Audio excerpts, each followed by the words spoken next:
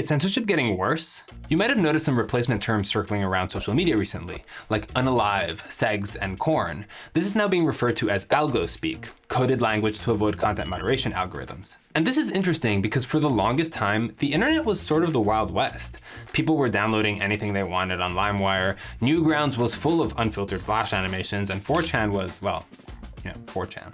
And censorship in the media landscape has been a bit of a roller coaster. In the 1920s, the US Supreme Court voted that motion pictures are not protected by free speech, which is crazy, and this led to a whole overhaul of the movie industry. Then later, when television was commonplace, public airwaves were heavily censored. And then decades later, yet again with the rise of the internet, social media platforms are getting censored. So this isn't new, and I do explain it more in my full-length video, but in short, censorship tends to fall into a few different categories. Political or government-driven censorship, which is done to control narratives, suppress dissent, and protect national security. Advertiser-driven censorship, which is done to avoid being associated with controversial, offensive, or politically divisive content. And self-censorship, where writers, creators, and studios will preemptively alter content to avoid bans or demonetization.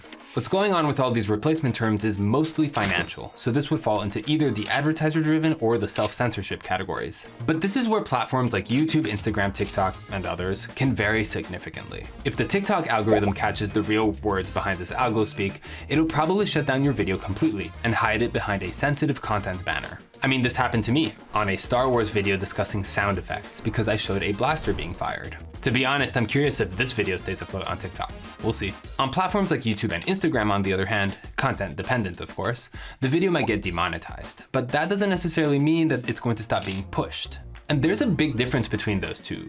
One allows creators to make the content they want to make and choose whether to sacrifice their income, and the other shuts you down completely. So what are your thoughts on free speech? Should platforms be moderating what's allowed to circulate?